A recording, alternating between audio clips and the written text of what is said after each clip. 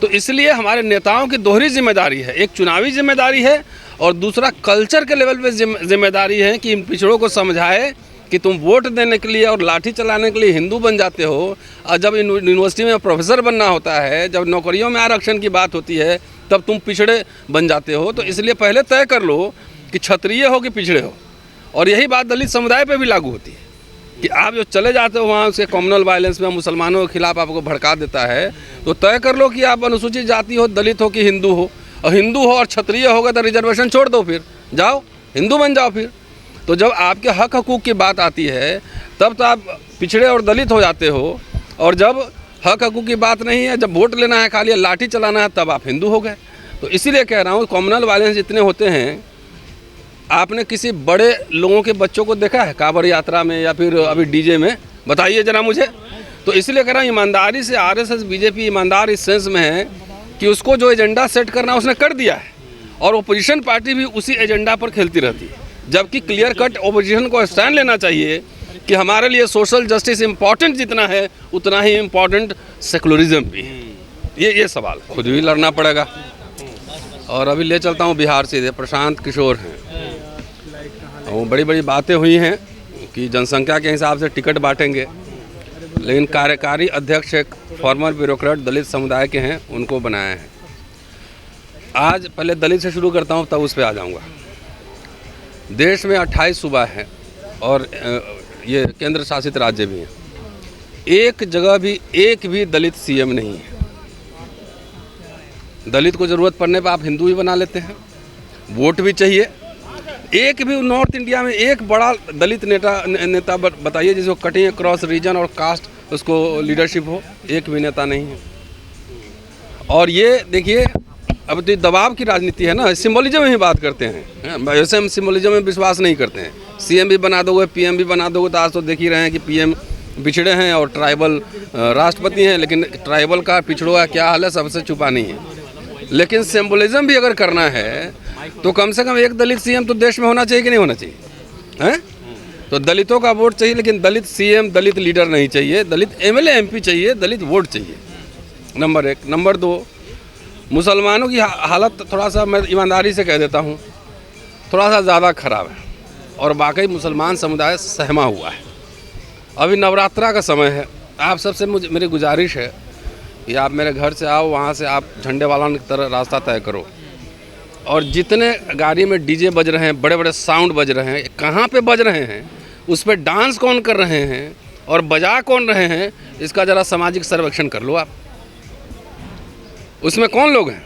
पिछड़े दलित ही हैं। कावड़ आपने देखा, उसमें कौन लोग जाते हैं?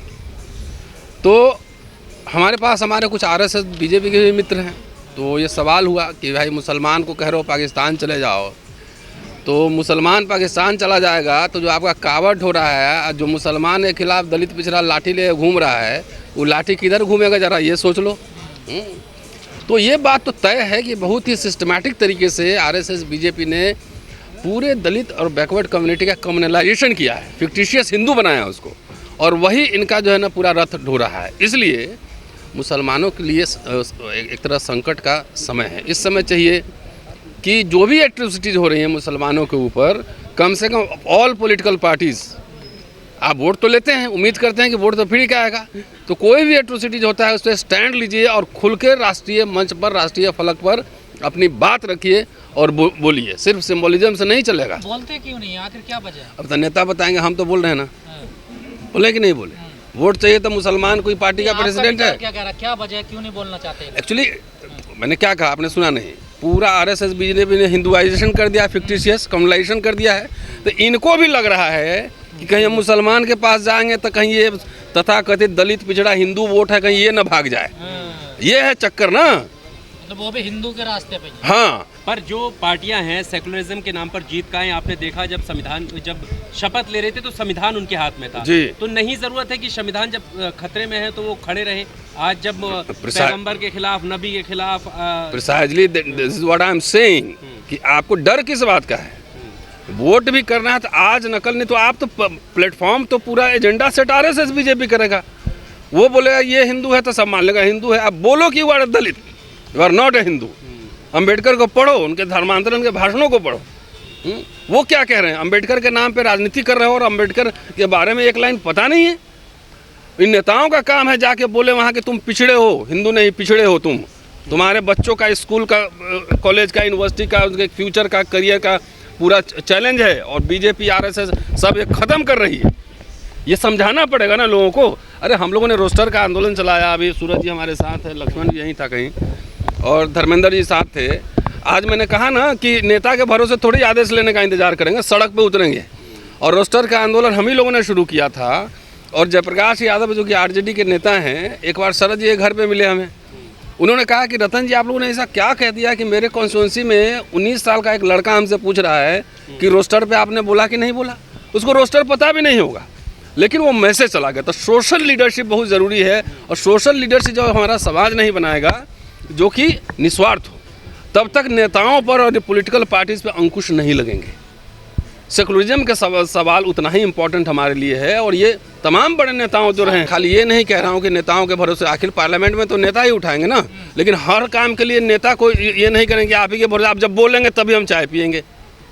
जब हम लड़ेंगे तब नेता की आवाज़ निकलती है। जब आपको याद होगा 2 अप्रैल का आंदोलन हुआ तो रामविलास जी को संसद में बोलना पड़ा कि नहीं बोलना पड़ा है? अभी जो वर्गीकरण पे था तो अभी तो लोगों ने ही लिखना शुरू किया था, तो बहन जी को बोलना पड़ा कि नहीं बोलना पड़ा?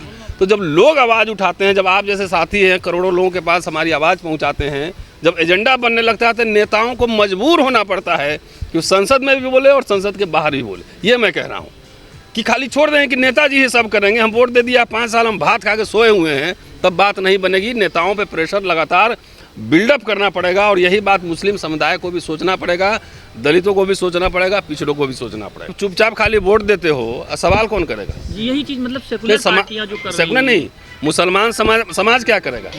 अगर नहीं बना रही है तो हल्ला उठाएगा कि नहीं उठाएगा? अपने लाइक माइंडेड लोगों से बात करेगा कि नहीं करेगा? करना पड़ेगा ना, कि खाली वोट दे के आप 5 साल सो जाएंगे? नहीं आता है तभी बुलडोजर चल जाता है। इतना मत चिपकाओ, इतना मत धकेलो कि हम दीवार में चिपक जाए। जब दीवार में चिपक जाएंगे ना तो पीछे हटने का कोई रास्ता नहीं होता है, ना तो सामने फिर टक्कर ही मारता है लोग। तो जो क्या यार, बीच में टोका मत करो ना यार, तुम लोग को इंटरव्यू ही करना नहीं आता। जो समाज जो है लगातार जो है, जिसको आप इतना दबाएंगे तो जब दीवार ही में चिपक जाएगा तो अल्टीमेटली उसको टक्कर ही मारना पड़ेगा ना। सर्वाइवल के लिए तो टक्कर मारना पड़ेगा। तो इसलिए समाज को चाहिए कि नेताओं पे बुलडोजर तो चलना ही चलना है, ऐसे भी चलना है। ऐसे कौन अमर होने आए हो? कभी कम से कम इंसान हो तो इंसान होने का जो है ना प्रमाण दो, सबूत दो, है ना। ऐसे भी फांसी पे अमर तो होंगे नहीं। आप क्या लगता है आपके यहाँ बुलडोजर चल रहा है? यहाँ तो कितने दलित पिछड़ों के पूरे करियर पे बुलडोजर चल रहा है कि नहीं चल रहा है? लोग डर रहे हैं, आज भी बोल रहे हैं ना। तो डर के आगे जीत है, निकलो बाहर उससे। अपने नेताओं से सवाल पूछो, है ना। सवाल पूछोगे तब नेता प्रेशर में आता है, सवाल नहीं पूछोगे तो नेता लोग बहुत मोटी चमड़ी का होता है। आराम से वोट लिया, बोला टाटा बाय बाय, तो उसको क्या कहना चाहिए मुझे? हाँ, तो राम राज्य है। ये दलित पिछड़े समाज समझे कि वो राम राज्य में रह रहे हैं, समझे। आप जाके, मैं इसलिए दलित समाज का भी क्रिटिक करता हूँ कि आप लाखों करोड़ों रुपए चंदा ले रहे हैं, इतने संगठन चला रहे हैं, और वहीं पर सुरेश पाल जाटाबाज आ रहा है जिसमें लाखों की भीड़ है, और आप इतना मिशन मूवमेंट चला रहे हैं, आपके यहाँ 10,000 की भीड़ नहीं आती है। तो कौन सा मिशन मूवमेंट चल रहा है? कोई आपने समाज को जागरूक करने का कौन सा तरीका अपनाया कि साधु के कैंप में जो है ना लाखों लोग जा रहा है और आपके कैंप में जो है ना 10,000 भी लोग नहीं आ रहा है? इसी में इसका जवाब है। इसलिए समाज को भी सोचना चाहिए कि आप जो पैसा खर्चा कर रहे हैं, टाइम लगा रहे हैं, उसका क्या यूटिलाइजेशन हो रहा है? क्या पब्लिक इंटरेस्ट में, साइंटिफिक टेम्परामेंट को बढ़ाने में उसका इस्तेमाल हो रहा है कि पैसा इकट्ठा करके अपनी अपनी जागीर लोग बना रहे हैं?